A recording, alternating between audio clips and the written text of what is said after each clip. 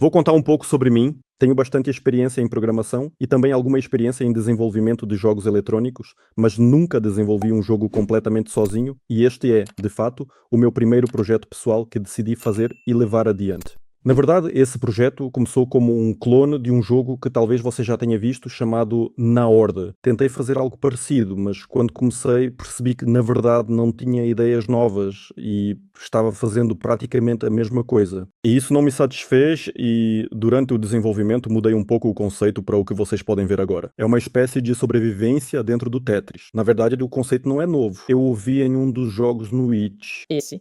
Mas como descobri mais tarde, esse conceito também foi tirado, aparentemente, de um antigo jogo em Flash chamado Avalanche, e parece ter feito algum sucesso. Assim, A única coisa que posso dizer aqui é sim. Uma coisa é quando designers gritam, você roubou minha ideia, Zrenia, e outra é, você roubou minha arte, quando um designer de jogos diz, desculpe pessoal, ele roubou o trabalho de vocês. ele diz, não se preocupe, não é meu. Pois é, foi isso que aconteceu. Tradicionalmente, vamos começar do início, ou seja, da página do aplicativo e de tudo o que está relacionado a ela. Sobre isso, mais uma vez, quem vai falar é a Victoria. Vika, pode começar. Na verdade, como está feito agora, toda a descrição foi originalmente escrita em inglês. Eu mesmo só consigo traduzir, obviamente, para o russo o que foi feito. Vale a pena se preocupar com isso nesta fase do jogo?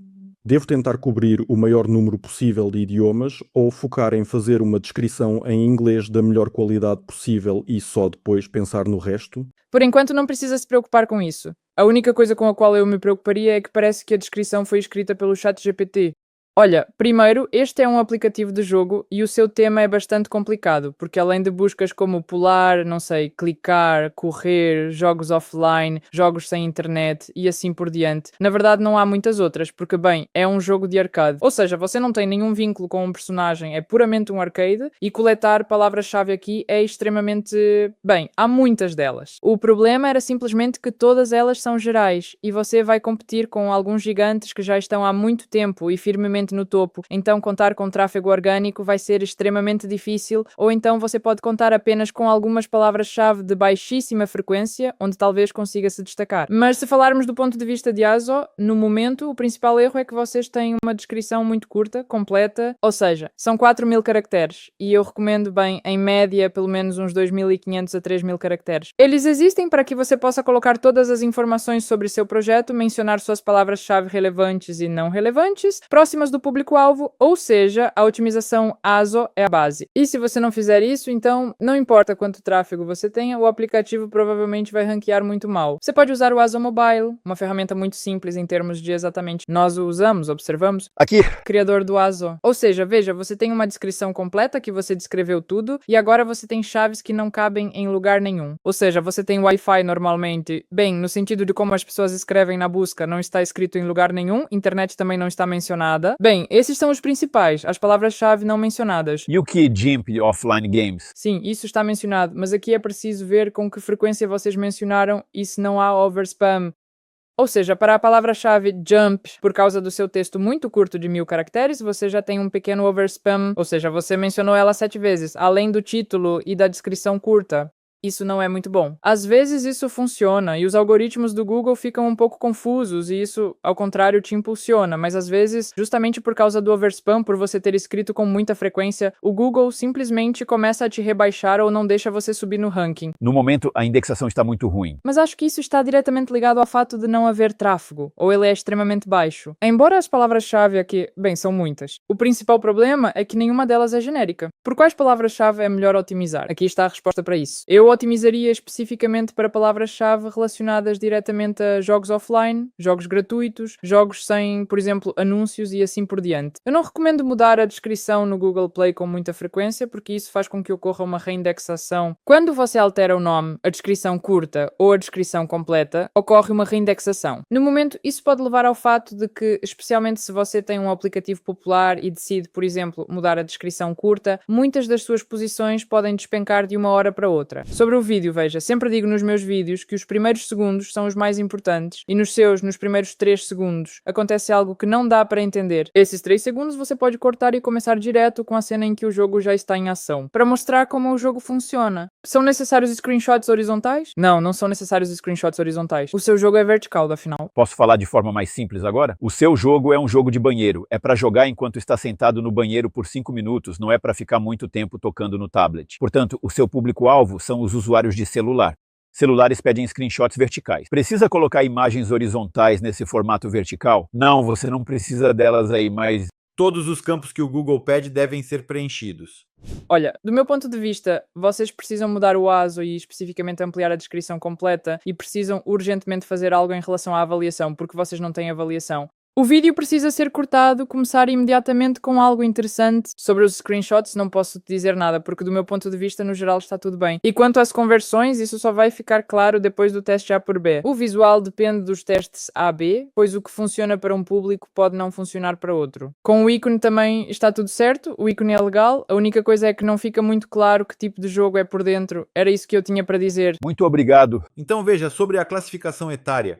Aqui é tudo bem simples. A classificação etária de 3 anos ou mais te dá mais 4 a 5% de tráfego, ou seja, 3 anos ou mais em comparação com 18 anos ou mais, difere no máximo de 3 a 5%, não mais que isso. Mas a classificação etária de 3 anos ou mais te limita em relação à publicidade, e o seu CPM será cerca de 25 a 30% menor. Essa é toda a matemática.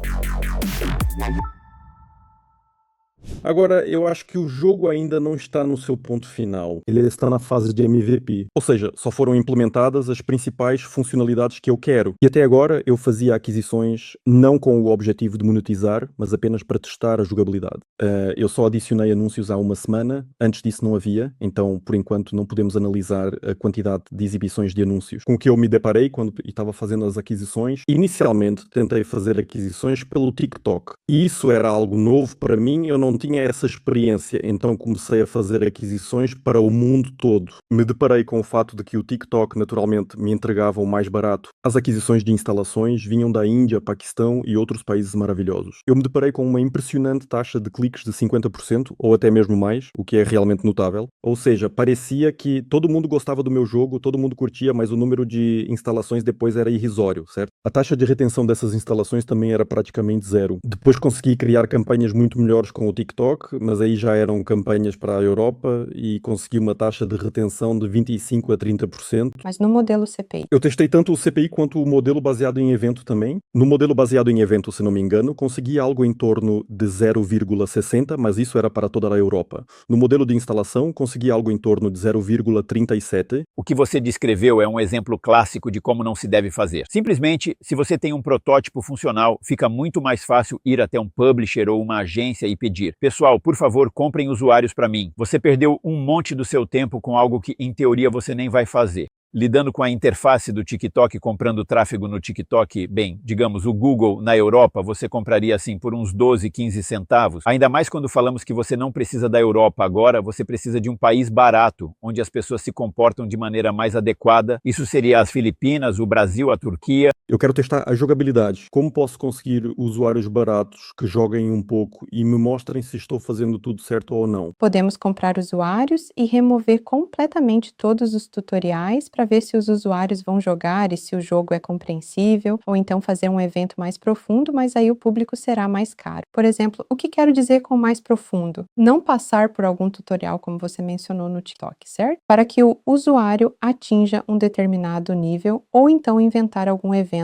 totalmente personalizado e lançar um anúncio para esse evento. Assim você terá um funil completo. Sim, vai sair mais caro. Em vez de se dispersar com tarefas pequenas, é preciso se concentrar no próprio jogo, certo? Ver onde você tem a maior perda de usuários, entender o motivo e eliminar essa causa. É muito mais barato comprar esses usuários nas Filipinas e na Indonésia, e talvez até mesmo na Índia, onde os custos são consideravelmente menores. Bem, a Índia é uma questão controversa. Malásia, Filipinas, Turquia, Brasil. Esses são os mercados onde você também terá, futuramente, uma grande quantidade de usuários. Se o jogo for escalável, então, muito provavelmente você conseguirá adquiri-lo também nos Emirados, em todo o mundo árabe. Você poderá adquiri-lo para a Turquia, para o Brasil, para a Indonésia e assim por diante. Assim, você precisa entender o comportamento nesses lugares. O comportamento dos usuários das Filipinas. O que há de bom lá? O fato de que ele é mais ou menos equivalente ao comportamento dos americanos, mas eles custam 10 vezes menos. Agora vamos dar uma olhada com a ajuda dos nossos parceiros da AppMagic, que nos fornecem dashboards incríveis, onde podemos analisar parâmetros e avaliar concorrentes, inclusive por métricas de produto. Mas hoje estamos mais interessados em marketing? Por exemplo, vou mostrar o que escolhemos como concorrentes. Isso também já tivemos. Aqui podemos simplesmente ver, por exemplo,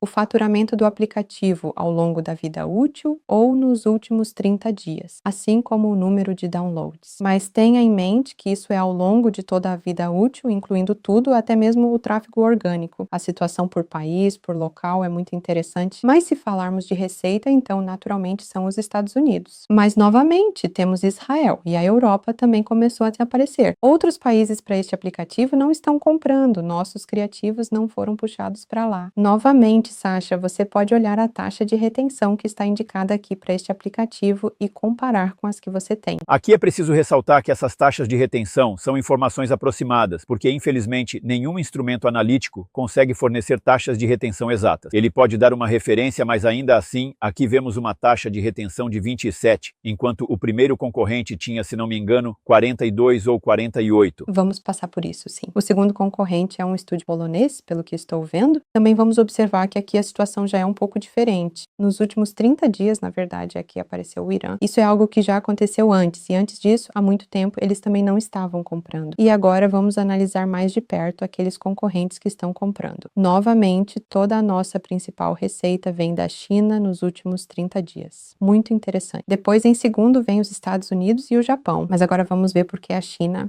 Se falarmos sobre downloads, então aqui, como você pode ver, temos Indonésia, Índia, Brasil. Talvez tenha sido um crescimento orgânico, algo foi captado na busca. Fizeram ASO, talvez tenham realmente tentado experimentar uma aquisição mais barata. Se olharmos para os gráficos, há uma coisa aqui, bem, isso é no mundo todo, certo? E lembram que no último mês tivemos um pico na Índia e na Indonésia? E se, por exemplo, aqui pegarmos os países de Tier 1, então, bem, aqui também há 10 milhões de usuários. Então, vamos dar uma olhada nos aplicativos que... Olha só isso aqui.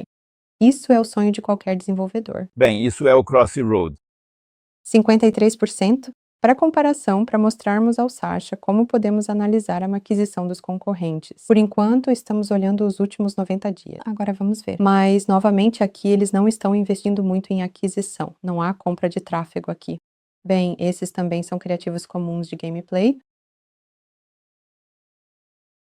Em geral, sim, como você pode ver, os concorrentes têm métricas bem boas. Com essas métricas, em princípio, dá para investir em aquisição, mas, novamente, é preciso primeiro entender o produto, porque, na minha opinião, e acho que os colegas vão concordar comigo amanhã, o problema está, inicialmente, nesses tutoriais, há uma perda de usuários, por isso é difícil analisar o gameplay, e os usuários não jogam como gostaríamos. Sabe o que eu posso te dizer? Dá uma olhada no Helix Jump. Claro, aqui também está tudo bem em relação à taxa de retenção. Mas vejam sim, em segundo lugar, nas arcades, novamente, vemos que no primeiro dia é 52% e no sétimo, 11%. É uma diferença muito grande. Não, olha, essa proporção de 1 para 4 para um jogo arcade simples, sem meta holds, isso é normal. E por algum motivo, conhecendo a Voodoo, sabendo que eles gostam da mediação Max e tem parceria com a Apple Loving Edges, eu acho que eles compram tráfego lá, embora eu não veja Playable. É difícil criar Playable para esse jogo. O vídeo dura 1 minuto inteiro. Isto é, sem dúvida, algum tipo de rede, 100%. Bem, em geral e assim por 1 minuto, como você entendeu. Pois é, e no final você definitivamente terá que perder. Naturalmente. Então, talvez, para resumir, sim, faz todo o sentido tentar comprar agora, neste momento. É necessário fazer testes de tráfego para analisar as métricas. Obrigatoriamente, testes já com mediação, já com as compras estruturadas, para que seja possível testar o LTV real do usuário e sua relação com o CPI e o ROAS que queremos alcançar. Bem, a primeira etapa são as aquisições de marketing, para conseguir pelo menos R$1 de 30% ou mais. Ou seja, para chegar ao ponto de ganhar mais de 100, 150 dólares com o jogo, é preciso investir, digamos, de 10 a 15 mil dólares. Para investir 15 mil dólares em um jogo desse tipo de gênero, a taxa de retenção do primeiro dia precisa ser de 32, 35, 37%. Muito obrigado. Bons projetos e sucesso para todos nós. Muito obrigado, muito obrigado. Tchau, tchau a todos.